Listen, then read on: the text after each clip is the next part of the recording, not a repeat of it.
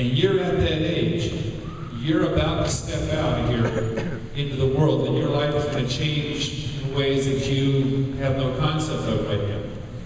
The structure of every day being planned for you, all the people around you, period to period, your life is going to change. You can be pretty much on your own, finding your way in the world, and it's going to happen before you know it. So it's time to define yourself. Who are you as a human being? How are people going to think of you? You're about to become adults, if you are adults. It's an important time in your life. And how you treat other human beings will always be the most important thing you have. It will not be any amount of money you make. It won't be a mansion you live in, the cars you drive, the clothes you have, the people around you, admiration, fame. None of those things will ever be as important as how you treat other human beings, whether it be your parents, your teachers, people here at school, or the kid at the fast food restaurant you've never seen before, you'll probably never see again, who hands you your hamburger. The way you treat that individual is more important than anything you will ever possess in a material world. Cut open their spleen and drink their fluids. Does that sound good to you? No, not really, no. For your information, there's a lot more to ogres than people think. Example? Example? Okay, ogres are like onions. Those blue sheets of paper, if you're not going to be serious about them, don't fill them out. Throw them away when you leave. Right now, what I want you to do, I want you to tear that piece of paper in half at the line. Put the phone numbers in your pocket. Put the phone numbers in your pocket. And then, on the top part, if you feel that you want to write something, but do not waste your time and anybody else's time by putting something inappropriate.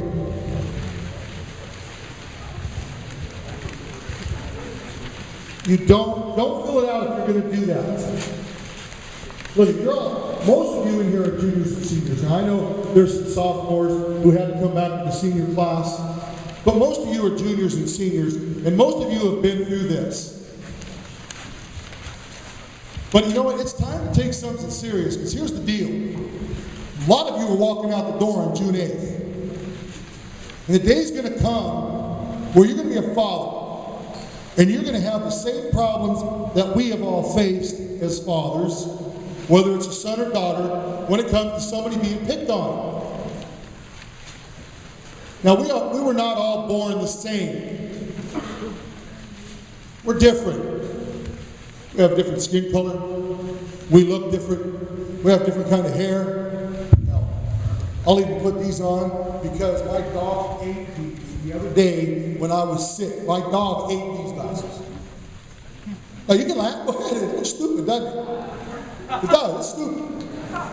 But my dog honestly ate them. But do you really think I'm going to wear these around? I'm so conscious about it. At the store the other day, I forgot I had them on. And people were looking at me funny, like I was some kind of freak. So I took them off. So what? So my dog ate my glasses. So I'm going to wear them right now. It shouldn't matter, should it? Whether you have glasses on, you don't, your hair's different, you're dressed different, it doesn't matter, we're all different. But that doesn't mean it's okay to tease that person. You know as well as I do, not one of you in this room likes it when someone's up in your face. Not one of you likes it in this room when you walk down the main hall and there's a group of people there and you walk by them and all of a sudden they start laughing and pointing at you. And you know as well as I do, the people that are in that group, they don't want to walk down the main hall and have that happen to them. They don't want that. So tell me, why would you want to do that to somebody if you don't want that done yourself? So I guess the main idea here today, you should treat people the way you want to be treated. And if you want to be treated like an idiot or a fool, then I guess maybe that's what you want in life. Doesn't make a whole lot of sense to me. But here's what, one of two things happens. When you bully, and the person taking it, finally snaps. Like that video said, little 11-year-old boy. Can you imagine when you were 11 years old hanging yourself because your friends told you to, because you were worthless, you were stupid looking, you were no good, you were ugly, you're different. So he finally listens to the voices and he hangs himself? Or Columbine, while back, Colorado, high school, 2 kids were different, trench coat mafia. You guys want to come down here and share what you're saying right now? You sure? Because you can come on down if you have something important to say.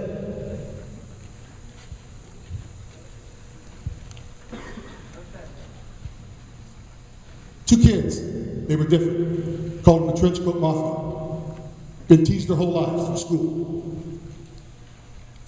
Football players, athletes, cheerleaders, kids in the Associated Student Body, didn't matter. They just made fun of them. Finally caught up to them. They finally decided to do something about it. So they got a bunch of automatic weapons, decided to go to school one morning. I believe it was about 16 to 20 kids they decided to kill them. And they knew who they were getting. It was revenge. They knew they were going to die. They didn't care. They didn't panic. But that's what happens. One of two things. You kill yourself, or you go take care of your own business. There is a little middle where you just take it, and hopefully you hope someday you grow up and then, oh, I can get revenge. Derek's going to talk about that. That doesn't help either. So I guess the message here, we're a lot different. Just like Shrek said, we have so many layers. But what we want to get to you today is that we care. Mr. Smith is here, Mr. Ham, Officer Preciado, Mr. Alba, Mr. Wilson, Mr. Gallegos. We all care. And on that piece of paper that you put in your pocket are a bunch of different numbers. Our room's G4. You can come here anytime. Tell my football players that all the time.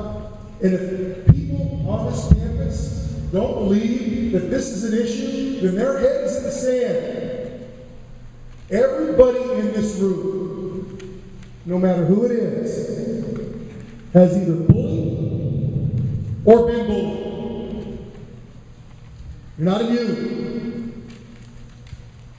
If you are, you're a lucky individual. When you're old enough, go to Vegas, pull a slot machine with $1 million. We have a whole bunch of different things we do. Even our best friends. You're walking down the hallway, you'll see your buddy. Oh! Oh! Did you do that again? That was fun. Do it again. And then next thing you know, you're in a fight with a good friend. Well, we do all sorts of silliness like that.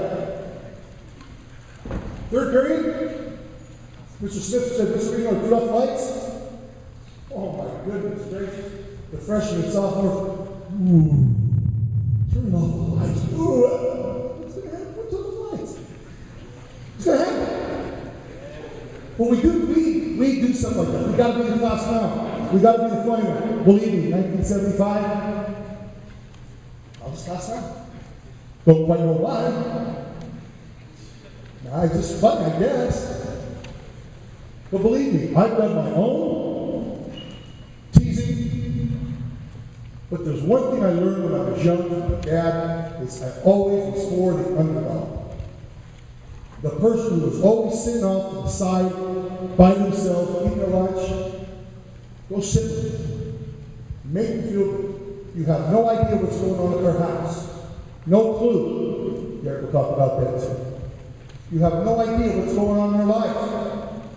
Yet, we feel it's okay to tease. Y'all on Facebook, y'all text like maniacs. You hit send, it's there forever. They can come back and get you. Don't hit send. If you're threatening, if it's going to get you in trouble, let it go. Erase it. Let it go. All right? So, we're here today. We know there's a problem. We want to help you with the problem. And now Officer Preciado was going to discuss what he sees when it comes to bullying. Officer Preciado.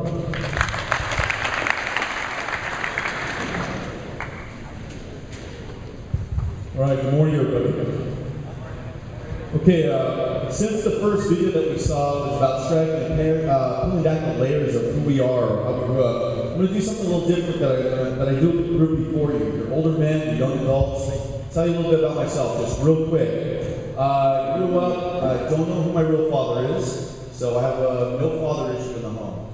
5 years old, my mom married my stepdad. He's an alcoholic, it was domestic violence. Not only beat him, he beat me, he beat people in our families. He was a raging alcoholic. I don't remember my childhood from age 5 to 11, very sporadic. That's how bad it was. I can go on and on and on. So when we talk about what goes on in the home, if I would have continued down the path of my stepdad, alcoholism, rage, anger, all this other stuff, I wouldn't be here right now, right? I'm actually one of those laws or statistics that says I should have went the other way because of everything I've been exposed to as a child. In 7th grade, we had a little guy on my block. I remember he was like in 6th, 5th grade. His name was Joseph. I was Joe. Little guy. I always took care of him just because I felt like I had to. He always used to get picked on by another guy. It was like a 9th or 10th grader street over. One day I saw a guy trying to take Joseph's bike. I stood up for Joseph and I said, "Don't take his bike." And so I got in a fight with the kid beat me up. In 9th, 8th grade, another similar situation happened. There was a couple older guys came to our block, and they were picking on my friends, and they were picking on me, so I kept fighting with them, and that one I can honestly say I won. Pretty close, but it was 2 against 3, so it was kind of crazy. Not back then, I'm not trying to reach the point that fighting is always the answer, but I always chose there was something inside of me, my layer, that says I'm not going to do that to other people. That's really why I'm talking to all of you different. Because it's been in my genes, it's been in my character, it's been in the leadership qualities that I've had growing up. Have I bullied? I remember bullying like 1 or 2 kids. Nothing crazy, but I'm not proud of it. I did do it, so I can't say I've always been the victim, because 1 or 2 times I was also the suspect, if you will. So what does that lead me to all of you here today? What it means is we can't ignore the fact that it's going on around us. Whether it's at home, your personal life, in school, out of school, it's happening. Whether you're a part of it and you're doing it, or you're being victimized by it, or you're standing by and you're watching it, we're all a part of it somehow. That's why it's a big national phenomenon. They're making movies out of it. And I'm going to go back to an incident that happened February 2011. I'll let you look it up. Out of a young middle school in Florida. Sadly enough, an 8th grader. He'd been bullied by all the kids in the school. His mom and dad were both in prison for things that they had done. He went to the foster care system. Sadly enough, this kid felt like he really had nothing, so he joins the Boy Scouts. Comes to school every day as an 8th grader, in 7th, 8th grade, as in a Boy Scout uniform, gets teased by, and I'm going to now say all of you, teased him every single day because he dressed different, he looked different. You guys made fun of him.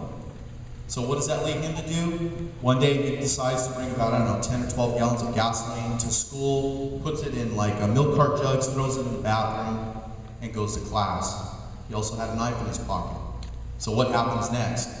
Teacher, being very receptive, smells it, says, "Hey, something's wrong. Little Johnny, come here." Whatever the kid's name is, he splits. They get hold of campus supervisor, get hold of SRO.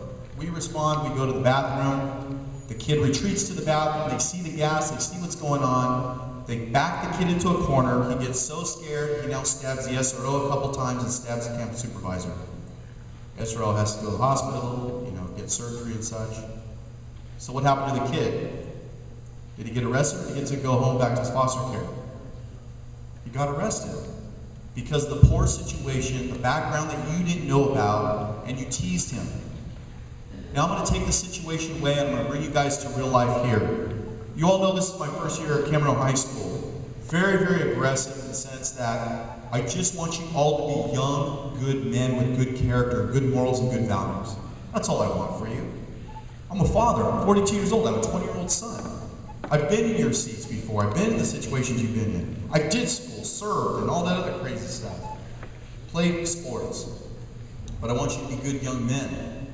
And the theme here is today, treat others as you want to be treated. It's like golden rule. But sadly enough, I think we're losing view of that in society. If you really saw what I saw on a daily basis in my world, it's pure evil, folks. It's horrible. I don't want any of you to see the stuff I've seen. From depression to suicide to murders to stabbing. The way things start. Now I'm going to bring it back to the reality here. I've already made over 20-something arrests here at this school alone, and it all started out of bullying. 20 plus arrests. That's horrible. Because the elements of bullying. How does that affect my seniors in here? I'm going to show you how it affects my seniors. First and foremost, if those of you who've never been suspended before, this is a suspension form. Everything highlighted in pink has to do with bullying of some sort. I'm not going to read it to you. You guys are smart men. I'm not going to read it to you. But this is where bullying is defined here. And if you fall into any of these categories, and sadly enough, you show up in Mr. Lippman's office, and if there is something physical, there's something else that happens, not only are you going to get suspended, if there's a battery or something else, you're going to get arrested, and then possible expulsion. That's what I want to avoid. If you're a senior this year and you're listening, I want you to graduate. That's my message. I want you to be leaders in your community, where you live, the places you go to school and college, and where you work. So now let me bring it to another point. Because you're now young men, you're young adults. Show of hands, how many of you are 18 in here? Okay, good, I appreciate that. Everybody else, we're going to assume you're under the age of 18. Let's have all the under 18 raise your hand. Leave your hands up. Leave your hands up until I finish this statement. If you bully somebody, if you hurt somebody to the point where they get serious injury, you could possibly go to juvenile hall. Lower your hand. Where are my 18-year-olds? Raise your hand.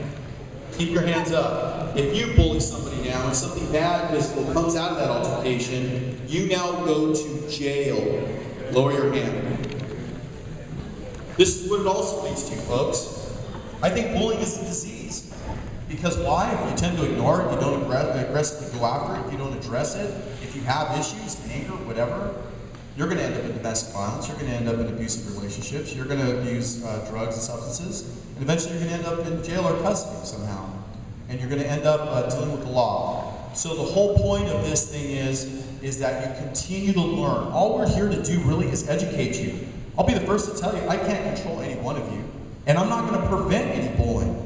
I'll be the first to tell you, I'm an intervention person. I intervene. The bullying's already begun. If I'm going to prevent, it's because you're mature enough to bring it to me and I can prevent it.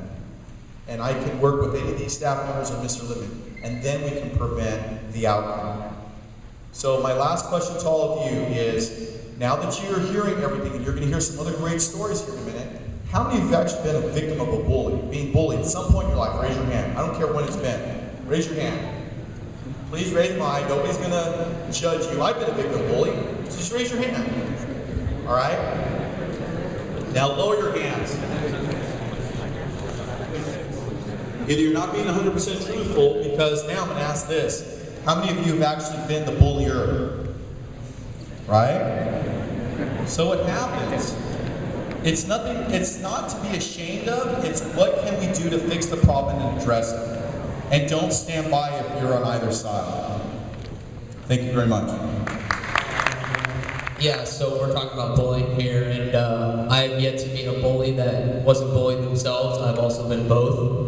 You know, I look in here and I see people not paying attention, and you know, and I also see people who I've personally bullied before, and people who bullied me. And the truth of the matter is, look at a bully next time you see one and see if they're bigger, see if they're stronger, smarter, whatever it is. Like,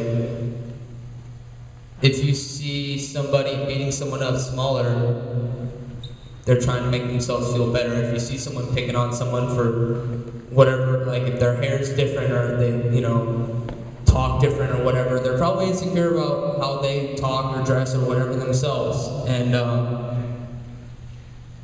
you know, I remember 6th grade, guy that's actually in here, I used to pick on him for being fat, and I was always this little 80-pound soaking wet with boots on, like 4'10", 6'8", like I was tiny. Those of you who knew me in middle school can vouch for that. And you know, I would just ridicule this kid. I would always make fun of him for being fat, and if he tried to talk to someone, I'd be like, "You're not cool, shut up, you're fat, you can't talk to them." And it's just stupid stuff that really didn't make any sense, but I always wanted to be big, so I made fun of the guys that were too big. And you know, there's another person in this room, and this girl that I was talking to, this is sophomore year. Rumors in Cam High or high school are ridiculous, especially here. And somehow rumor got out that he was gonna like beat up this girl that was tiny, and like he's a total like nice guy, and I met him now, and I can't picture him laying hands on anybody. But long story short, I got on the bus that he took home and chased him down, and luckily for my sake and his, he got away, because then I didn't get expelled. And you know, jumping this intellectual bullying is much more scarring, in my opinion. And in 8th grade, I think, there was this kid, you know, real stereotype nerdy, had the round glasses and curly hair. People called him Harry Potter, and he had the roller backpacks that people like to go, you know, kick and stuff. Don't do that. It's not nice. But you know, we called him Harry Potter, and I remember jumping on his backpack and yelling out Nimbus 2000 and thinking it was the funniest thing on earth. And then people would look at me like, dude, what are you doing? He's you know, he's smaller than you, which is actually really rare at the time. You know, he was one of those people, I never saw him talk to anyone. He was really quiet, you know, the shadow, the ghost. And then there's the, you know, like it was shared about the people who see bullying and don't do anything about it. I've definitely been one of those people. And I remember not too long ago, I saw someone picking on a little girl with Down syndrome, you know, running around with her, and I'm not gonna point the guy out, running around with her roller backpack, thinking it was funny, and there was like 10 people there, just like, you know, they're on their phone, they didn't stop it or whatever, and you know, so I shouted the guy's name, like, what are you doing, and stop, and so it didn't escalate, which is good, but you know, bullying really is a disease, and it spreads like wildfire, and bullies are always cowards, I guarantee it. And you know, I was a coward, and just speak, just stand up for people, you know. And the whole point of peeling the onion is bringing down the layers, you know. Anyone can bully someone smaller than them, but it takes a man to peel the layers of the onion, strip down butt naked, and get honest with them. And yeah, don't laugh about the whole butt naked, you know what I mean, talking figurative. Don't set the stereotype for seniors thinking they're funny for everything. And with that, that's it. Just real quick, I want to let you guys know that there's kind of this, an episode of bullying, there's like a progression. Certainly one is the bully. Number two, the person being bullied. Number three, all those that see it and choose to do nothing about it. And that's what gives the bully the power and the permission to continue to bully. And so let me give you a brief example. I'll use myself. I was standing waiting to talk to another staff member who was talking to another student. There are 3 guys behind me who also were going to talk to the staff member. And one guy started kind of mocking or mimicking this other staff member, was kind of making fun of him. And the other 2 guys were kind of laughing and stuff like that. And I just turned around after a while because I was getting pissed. And I said, does it make you feel any better to put someone else down? And he immediately stopped.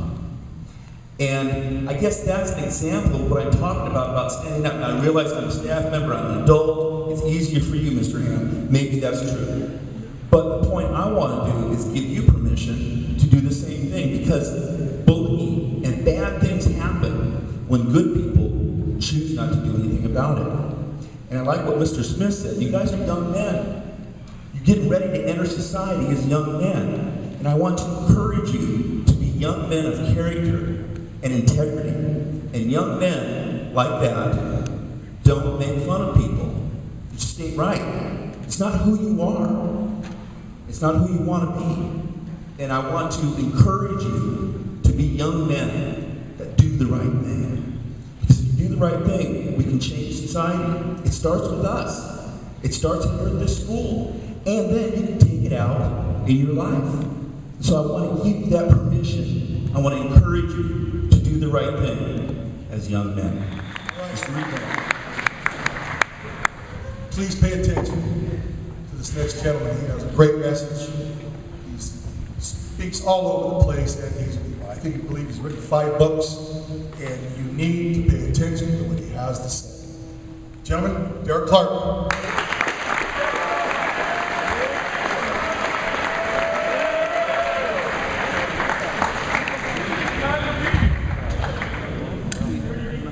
Diamond T.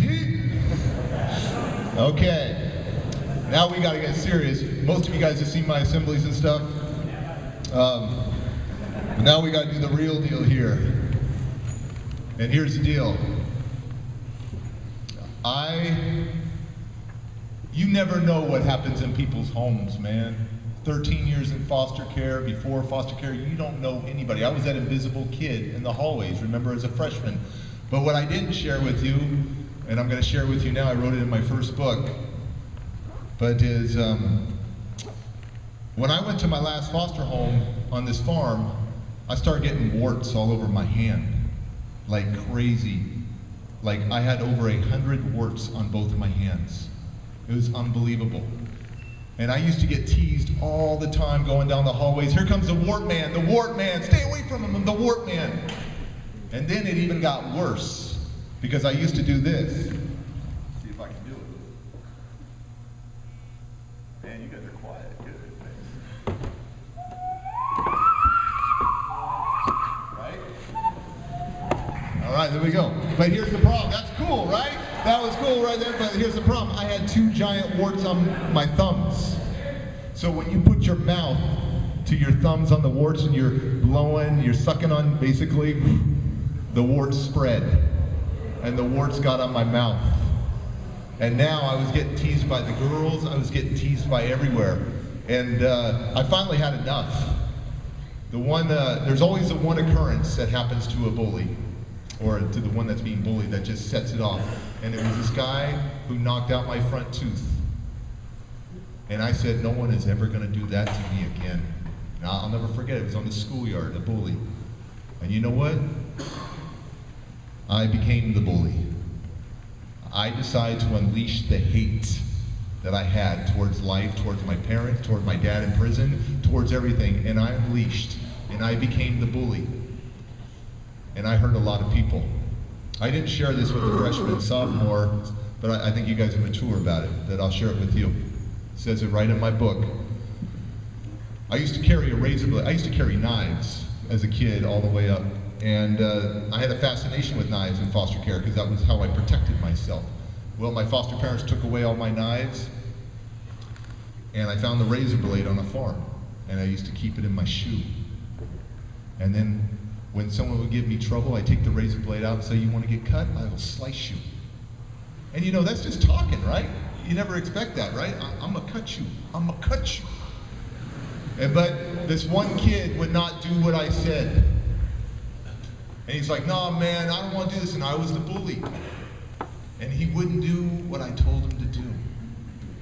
And I tried to push him and be flexible, you know, like all this stuff. He wouldn't do it. I took out my razor blade. I said, if you don't do it, I'm going to cut you. I'm going to slice you. He goes, no, man, this is scary. He's crying almost. He's like, this is crazy. I did do what I want you to do. I took the razor blade. I started going like this at him. He's covering his face like that.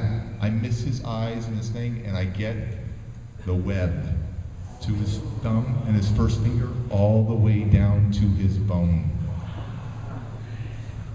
And the past comes back and haunts you. His dad, I remember meeting with his dad wanted to beat me. Because I had bullied the other brother and beat him up with a monkey wrench. So I was like the terror. And they moved, everything kind of went their separate ways. And then Facebook came. And Facebook, I speak all over the world. And some people will just find you because you put your high school there, or your elementary school. Well, he found me. And he has a nice scar right here, all the way down. I saw him at a Kawasaki shop in the Bay Area too. And he showed me his scar. But you know what? He never knew what I was going through. And then when he saw me on Facebook, he sent me a message. Hadn't talked to this guy for years. He says, man, you are a motivational speaker. It's like a hypocrite. Look at all the things you've done to me and what you've done to other people. And then he read my Facebook info page and my like page and all that stuff. And then he sent me another message.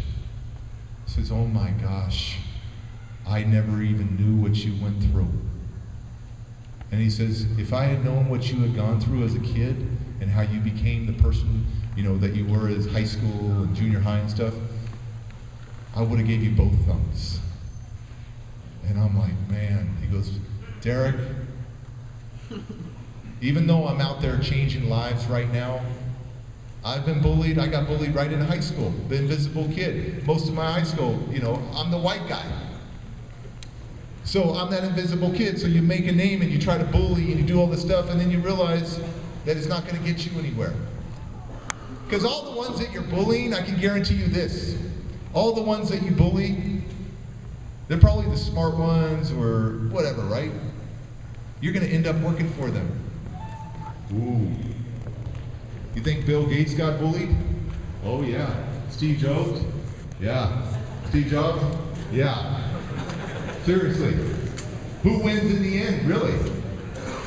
You're the losers or you're the winners? Now, I've got a few minutes and I'm going to do something for you. I changed.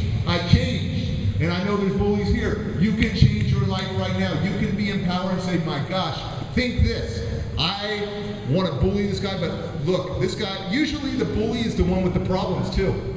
You know that? Because daddy's probably beating him. Daddy's an alcoholic. I know what happened to me. All these things, so the bully wants to act out because of what's going on in his home. So it makes him feel better to act out because he doesn't have any value. The bully doesn't have any value.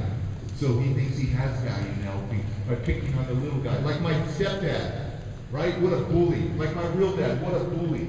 Cowards. You could come right now to me, I want a bully, step up to me right now. Step up to me and I will dissect his psychology, I will dissect his brain and I'll know exactly why he's a bully. He's nothing.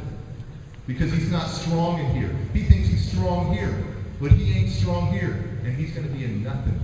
That's the truth. But when I changed, I became something. And I'm going to finish up on this. This is for all the people that have been bullied, and most of you will raise your hands. But you know what? Nobody can destroy us. Nobody. I have a song I'm going to sing for you with my guitar. It's the real deal. It's called Invincible. I love writing songs that are stories. And this is the story of my life and how I realized that I could change, that I was unbreakable, that I was unstoppable. And the most important opinion you should have is the highest and most important opinion you should have is the opinion of yourself when you look in your mirror. So here it is, Invincible.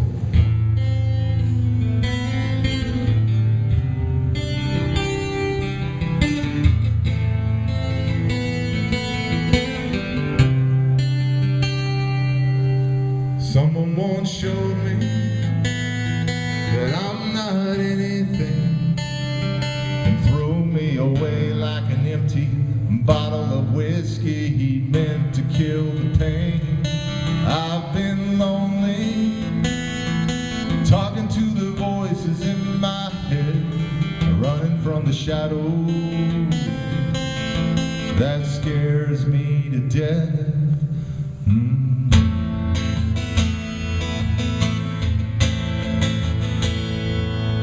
But I'm invincible, and I'm trying to save my life. Don't know where I'm going, so far I'm still alive. Invincible, and I'm trying to save my life. Don't know where I'm going, so far I'm still alive.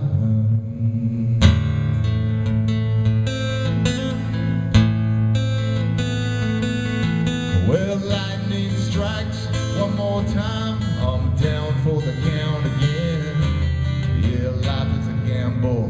One big fight, you gotta get back up to win.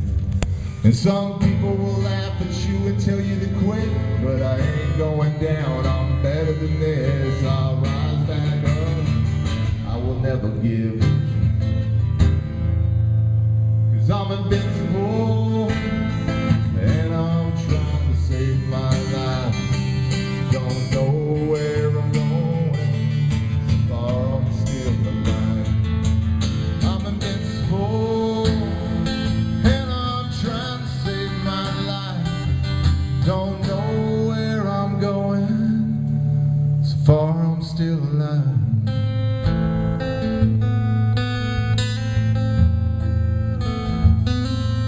I've been beat down, knocked out, thrown away, but I made it somehow. Nobody can take away what's inside of me. I'm like bulletproof, my mind is strong. I'm like Superman, yeah, when the battle's on. Nobody can stop me, I'ma be everything I want to be. 'Cause I'm invincible, and I'm trying to save my life. Don't know where I'm going, so far I'm still alive.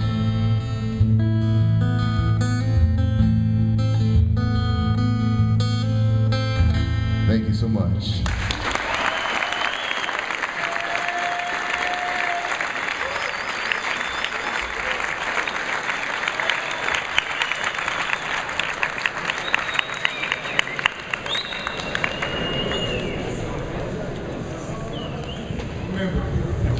To fill out that blue piece of paper, make sure it's constructive to what the topic is.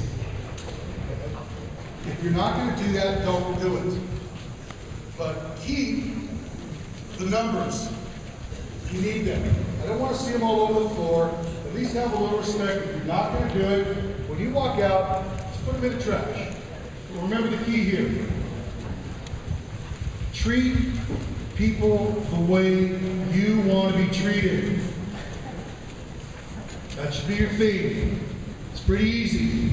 And I know there's nobody in this, except for maybe these guys up in this corner, there's nobody in this room who really wants to be treated like a fool. There's really not. Nobody. And if you do, I feel for you. But you might want to start taking something serious, because I'll tell you this right now. You're going to be the one talking someday, and there's going to be somebody over in the corner just chatting. And you're going to go, maybe someday you'll get it, and then again, maybe someday you won't. And if you don't get it, you'll.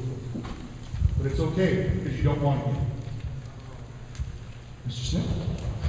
Yeah, I just want you to know, guys, that after all the years of teaching that I've done and coaching and speaking, this is a really special moment for me. I'm not going to ever forget this moment. A chance to speak to so many young men and be able to speak from the heart and have you guys listen. I'm really grateful for this. And I just want to leave you with another thought. A lot of what's been said today, but it's been occurring to me as I heard the other people speak. Think of the power that you have. Every one of you has tremendous power. The power to reach out and to touch and to help other human beings. That's what a hero is. The heroes we see in the movies jumping out of speeding cars with guns in their hand, beating up and shooting bad guys, that's phony stuff. That's not what a real hero is. Those people don't really exist in our lives. You're the hero. You have the opportunity to help other human beings. And that day where you change, when you decide that's what you're going to do, who you're going to be, is imagined. It'll be a day, it'll be a tomorrow. Sometimes it takes a few days to think it's the same thing. But you can be a hero. You can touch, help, and change the lives of other human beings, every single one. Don't ever forget that. The best feeling you will ever have about yourself is when you do things for others. That will bring you the most happiness in your life, helping other people. Bell's going to ring here in a second. As it does, please leave it in an orderly way. Anybody who wants to come and talk to me at any point about any issue, please do so.